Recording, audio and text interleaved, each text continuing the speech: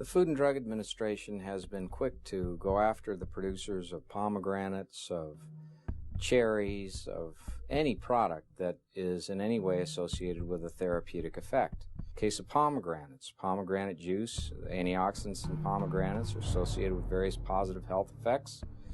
Palm Wonderful, makers of the pomegranate products in the United States, principal maker, communicates that information to American consumers. And the FDA and the Federal Trade Commission become involved. And the Federal Trade Commission goes after them for deceptive advertising, hopes to destroy them because they had the audacity to communicate to the American public the potential health effects of pomegranate juice. The same is true of many different kinds of foods. They've gotten a $2.5 million fine against oregano for making statements about how it could be useful in your health. Made arguments against prunes and against cranberries. All of these things that people in their common sense could use to their benefit, the FDA is putting barriers up in front of. The walnut growers are not permitted to tell you about the benefits of walnuts. The people who manufacture nutrients are not permitted to tell you what the nutrients do in a clear and unambiguous and truthful method. Let's talk about the cherry growers. A group of cherry growers had a website, and on that website there was a link.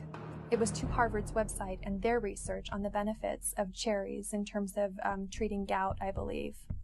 So FDA looked at that website. There were no health claims on that website, but it linked to another website that discussed scientific peer-reviewed research, and FDA determined that that was sufficient to be making an illegal health claim.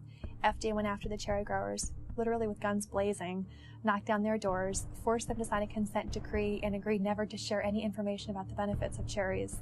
Again, at the risk of all sorts of legal proceedings and essentially the loss of their company. They ban absolutely the right to make treatment claims for any non-drug product, and in this way they keep people largely ignorant at the point of sale so that they are dependent upon drugs as their only means of achieving a therapeutic outcome, even though the overwhelming scientific literature supports the conclusion that food fundamentally influences our health and influences our ability to overcome disease.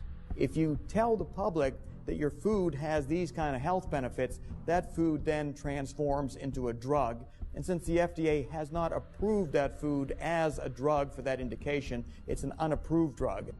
The FDA doesn't want you to know that foods like oranges and celery have anti-cancer elements, or that you could drink raw broccoli juice and actually prevent breast cancer tumors or prostate cancer tumors, especially if you combined it with other nutrients.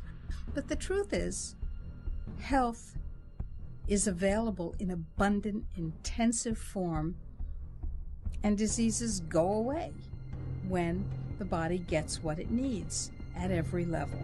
And one of the ways that it needs to cure itself is intensive nutrition.